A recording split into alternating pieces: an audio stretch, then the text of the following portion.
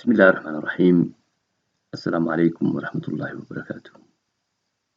kusoo dhawaada youtube channelka cilmi online academy. waxaynu ku guda jirnaa koorskan microeconomics, buuggan isticmaalino foundations of microeconomics ama barkin microeconomics. magacaygu axmed maxamed cilmi. waxaa qoray buugga michael barkin iyo robin bate. buugga qaybtaasina ku jirnaa part 4ka gaar ahaan chapter 10ka organizing production.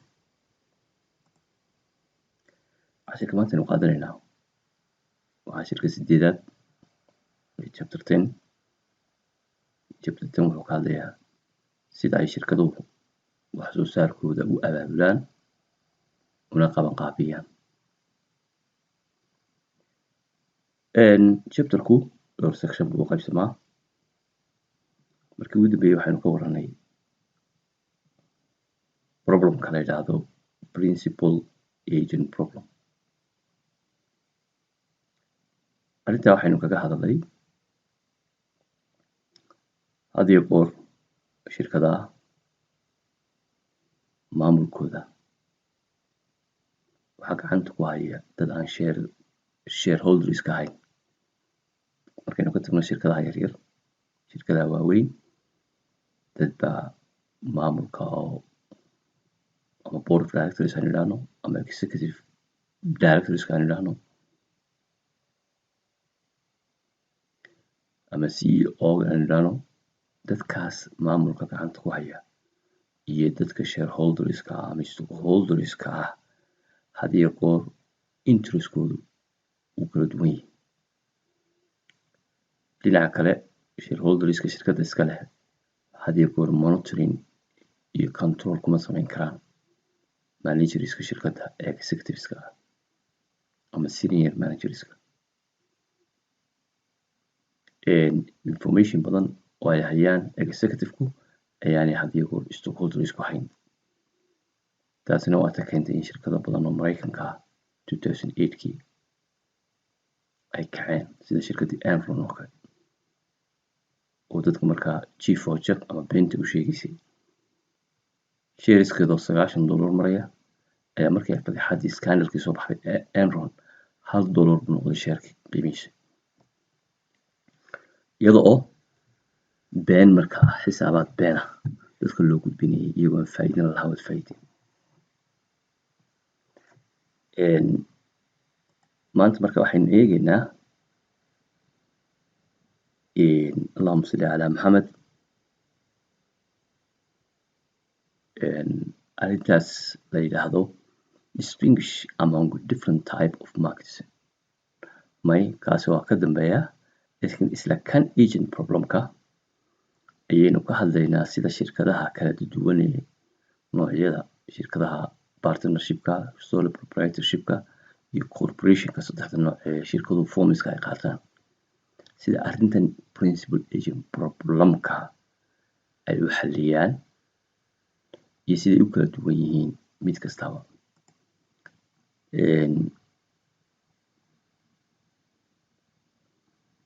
waayahay allahumma salli calaa maxamed. markii ugu dambeeyey aynu ka warramaynay coping with principal agent problem, mushkiladda markaan rabnay inaynu ku xallino 3 arrimood baynu soo qaadnay. waxaynu in dadka seniorka managerska ah laga dhigo owners, laga dhigo share la siiyo si danta shirkadda iyo dantooda loo mideeyo, oo ninkii lahaa jeclo loogu daro, ama incentive pay waynu jiraa, dhiirigelin, dalacaad, mushaar kordhin, profitka oo ay wax ku qaataan, ama waxaan long term contracts in lala galo heshiis muddo dheer ah. 3daa arrimood baynu soo sheegnay in arrintan principal agent problemka lagu xalliyi karo maadaama aanay shareholdersku monitor garayn karin managerskii. sidoo kale managerska laftigoodu subordinateska iyo workerska waxay samayn karaan incentive ayay siin karaan iyagana. oo qofkii mushaharkii iyo markuu gaadho masalan limitkii uu gaadho wax iibkiisa ama markuu wax soo saarkiisa kordhiyo waa in incentive jiraa. Marka waxaynu shaqaalaha had iyo goor ama bini'aadamku incentive-kaasi ku shaqeeyaan. Tanna waxaynu waa la jeclo. Tanna wuxuu ku qasban yahay mar hadduu long term contract lala yeeshay inuu wax ilaaliyo. Waayo saddexda arrimood si gaar inuga warranay. Marka waxaynu yidhi each type uses different combination of ownership. Waxaan sheegnay each type of business organization nooc kasta oo ganacsi is a different response to the principal agent problem. Shirkadu isku mid maaha. Business organization kastaaba si bay uga jawaabtaa principal agent problemka. Each type uses businesska nooc kastaa waxay isticmaashaa different combination of ownership, incentives and long term. Businessku qaar baa ownership iyo long term isticmaali kara, qaar baa incentive iyo long term isticmaala, qaar baa ownership iyo incentive isticmaala. Sidaa daraaddeed businesskii way ku kala duwan tahay. Saddexdan arrimood aynu yidhi waxaa lagu xaliyayaa principal agent problemka. Shirkadii qaar waxbay qaadanayaan. Business typeska inuu yidhaahdo noocyada ganacsiga ee adduunka marka loo eego structure-ka lahaanshiyaha dhinaca lahaanshiyaha markaynu ka eegno businessku saddex nooc bay noqotaa.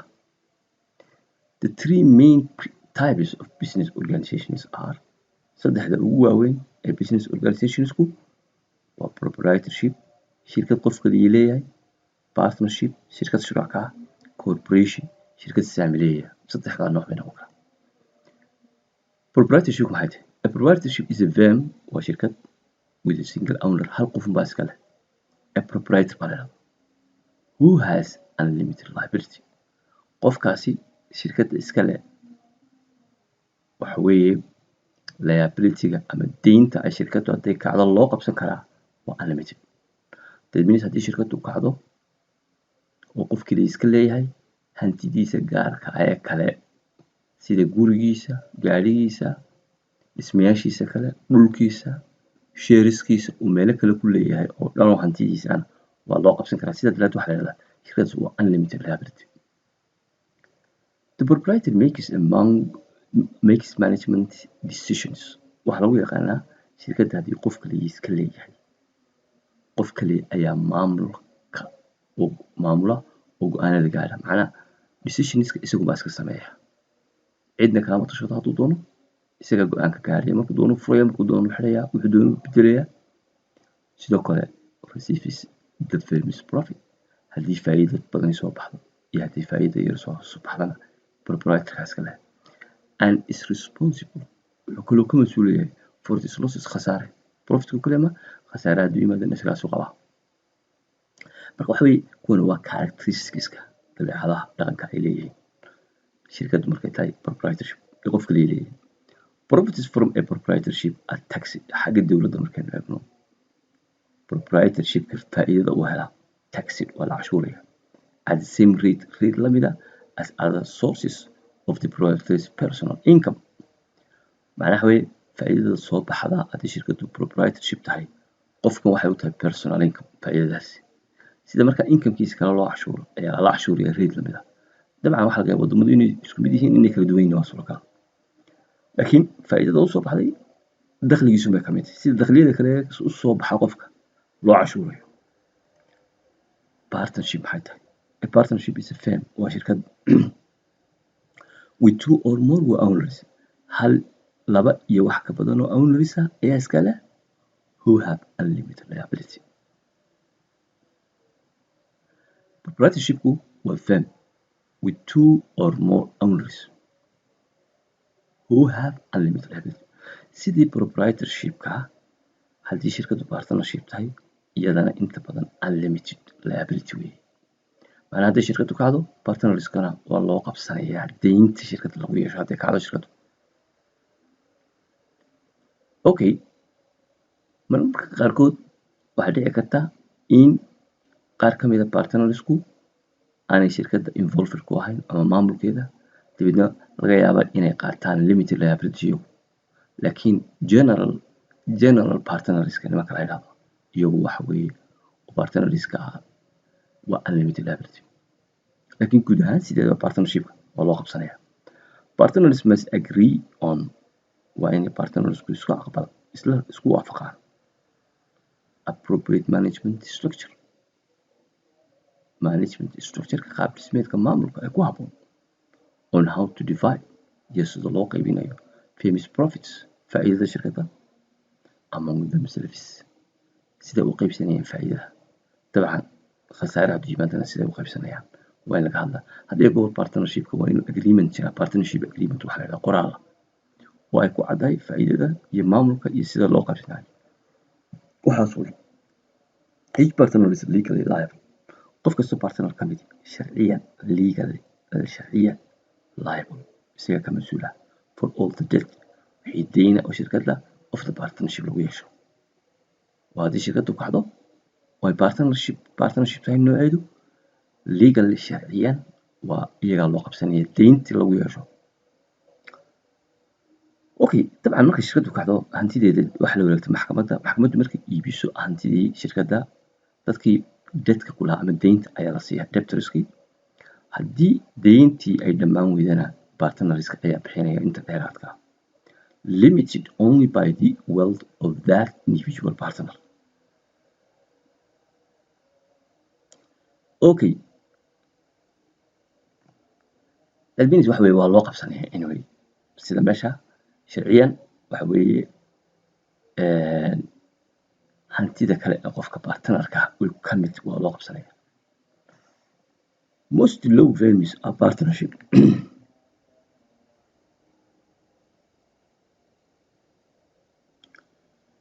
most law firms, shirkadaha had iyo goor sharciga ka shaqeeya oo masalan nimanka looyarada ah, nimanka hadda sharci yaqaanada ah, waxay samaystaan had iyo goor partnership. that means hal qof oo keliyay looyari ma samaysan karo. uu samaysan karaa shirkad partnership, shirkad uu samaysan karaa law firm, laakiin mushkiladdu waxa weeye dacwooyinka faraha badan leh ee loo soo gudbinayo dhammaantood kama wada shaqayn karo. sidaa daraaddeed dadka sharci yaqaanadu way isdoontaan, dabeedna law firm bay sameeyaan si markaa dacwadaha faraha badan ee loo keena qofba mid uu qaato. sidoo kale hadduu qof xanuunsado waa in qof kaloo meeshii bedela la helaa dacwadii sii wadaa oo dacwadda warkeeda haya. marka wax kaloo lamid ah accountantska oo had iyo goor audit bay samaystaan iyaguna. sidoo kale dhakhaatiirta laftooda way isu yimaadaan, waa clinics bay wada samaystaan, isagoo mid kastaana qofki patientkiisa gaar u daweynaya. marka dadka had iyo goor professionalka ayaa waxay u badan tahay partnershipka. injineeradana waa lamid, dhowr injineer baa isu tagay shirkad bay samaysanayaan, qandaraasyo qaadanayaan, guri dhisayaan. way corporation nooca u dambeeya waxa la corporation, shirkad saamileeya is a firm, waa shirkad owned by one or more limited liability stakeholders.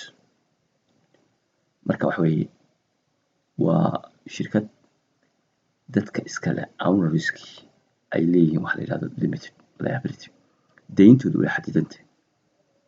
limited liability means waxa weeye that the owners have legal liability only for the value of their initial investment.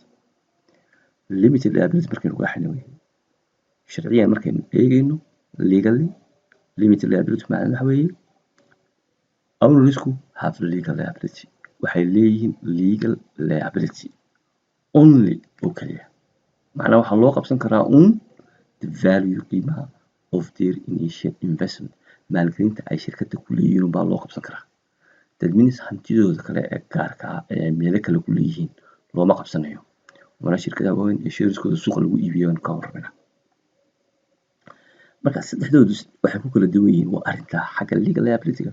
had iyo goorna shirkadaha corporationka waxaa ku qoran LTD, shirkadda hebel LTD. LTD-gaas waxa weeye limited liability way macnaheedu taagantay. that means waxa weeye shirkaddani shareskeeda unbaa ninkan riski ku jira, laakiin hantidiisa kale gaarka ah, guryihiisa iyo gaarihii iyo hantidiisa kale dhismayaashiisa looma qabsanayo haddii shirkaddu kacdo. these limitations of liability-ga xadidani means waxa weeye that if the corporation becomes bankrupt, haddii corporationku ay kacdo, it is owners, dadkii iska lahaa are not required, lagama rabo to use inay isticmaalaan personal wealth hantidooda shakhsiga ah to pay inay ku bixiyaan the corporation's debt deynta lagu yeesho shirkadda. Dabcan shirkadda hadday kacdo deyn baa lagu yeeshaa. deyntaasi looma qabsanayo personal wealth of the owners. marka arrinta ay saddexdooda ku kala duwan waxay tahay haddaba markaynu eegno advantage-ka iyo disadvantage-ka saddexdooda waxaynu eegi karnaa pros and cons-ka, that means advantage iyo disadvantage-ka. proprietorship-ku waxay ku fiican tahay easy to set up, way fududahay samayskeedu. simple decision making, go-aan qaadashadeedu way fududahay. profit tax only once as owner's income, faa'iidada soo baxdana hal mar baa cashuurta laga qaadayo, waxa personal income baa laga qaaday. dhinaca cons-ka markaynu eegno maxay ku xun tahay? waxay ku xuntahay bad decisions not checking, go-aanada lama check garaynayo. that means nin kaliya iska gaaraya, lagama baaraan degin. no need for consensus, ogolaanshiya lama rabo. way owner's entire wealth at risk, ninka ownerka ah ee shirkadda iska leh hantidiisu risk bay ku jirta. waanu aragno waa unlimited liability. firm die with the owner, haddii uu qofka iskala dhinto shirkadduna way dhimataa haddii goor ma kala hadhaan. cost of capital and labor is highly relative to that of corporation. markay shirkaddaas hadday korsaa deyn qaado bangiyada, interestka laga qaadayo, rate-ka laga qaadayo wuu ka badan yahay rate-ka corporation-ka. waayo waa very risky person weeye. haddii qofkan dhinto shirkadda dhan baa la waayay. marka sidaa dale bangiyadu rate-kay ka qaadan way ka badantay ka corporation-ka ka qaadayaan haddii deyn ay codsato wey. partnership-ku iyaduna sidaas easy to set up, way fududahay samayskeedu. diversified decision making, go-aanadeeduna waa diversified, macnaa u kala duwan yihiin. oo that means waxa weeye qof kaliya go-aankii ma gaarayo. can survive withdrawal of partner, haddii qof partner ka baxo iyadu weli way sii soconaysaa, way shaqaynaysaa. waayo aniga nidhi masalan haddii looyaradu ay samaystaan law firm, hadduu mid ka baxo still mid kalun baa soo geli doona meesha, ama inta kusoo hadhay baa sii wadaysa. engineerada iyo accountantskuna waa lamid. profit is taxed only once as owner's income, sidaas si lamida partner proprietorship-ka macaashka income taxka waa personal income tax baa laga qaadaya. disadvantage-ka ay leedahay waa maxay? achieving consensus may be slow and expensive, marka la rabo in go-aan la gaadho waxaa laga yaabaa inuu noqdo ogolaanshiyo waa in la wada helaa, waana slow, halka tan ay ahayd very fast ahayd. marka go-aan la rabo in la gaadho waa inay wada ogolaadaan partnerski. owner's entire wealth at risk, sidiisa kan waa lamid, hantidoodu kale ee shakhsiga ay leeyihiin halis bay ku jirtaa. withdrawal of partner may create capital shortage, haddii uu qof ka baxo partnerski waxaa laga yaabaa in capitalkiisi uu la baxo, taasina ay wiiqdo shirkaddii. cost of capital and labor is highly relative marka loo eego to that of a corporation. cost of capitalka iyo laborka shaqaalaha labaduba waxa weeye is highly relative, macnaa aad bay ugu sarreeyaan marka loo eego corporation-ka. marka xaggan waa iskaga mid labadoodu, cilladaha waa iskaga mid. corporation-ku maxay ku fiican tahay iyadoo hadaba owners have limited liability, wuxuu ku raaxaysanayaa ownerku waxaa la yidhahdaa limited liability. that means sheerka shirkadda kaga jirta mooye wax kaloo hantidiisoo riski ku jirtaa ma jirto haddii shirkadda kacdo. large scale hadiyo kuwa production-kooda iyo iibkooda waa shirkado waaweyn corporations, waxaana laga yaabaa inay kumanaan qof wada leeyihiin. low cost capital available, waxay helayaan markaa cost of capital, that means interest-ka oo kale bangiyada markay ka qaadanayeen ama deynta markay ka qaadanayeen suuqa way hooseysaa rate-ka laga doonaya. sidoo kale professional management, maamul takhasus leh ayaa meeshii jira. not restricted by ability of owners, oo aanay xadidayn kartida ownerska. kuwan ownerska ayaa laga rabaa inay kartida yeeshaan, laakiin corporationsku waxay awooddaa inay dad professional oo maamulka yaqaana ay hire garaysato, dibadna ay si fiican shirkadda u maamulaan. perpetual life, cimrigeedu waa weligeedba way jiraysaa ilaa inta ay shirkaddaasi jirto way sii soconaysaa nolosheedu. haddii shareholdersku qaar dhintaan ama ka baxaanna uma dhitinayso ama uma fadhiisanayso halka kuwan kale u fadhiisanayeen.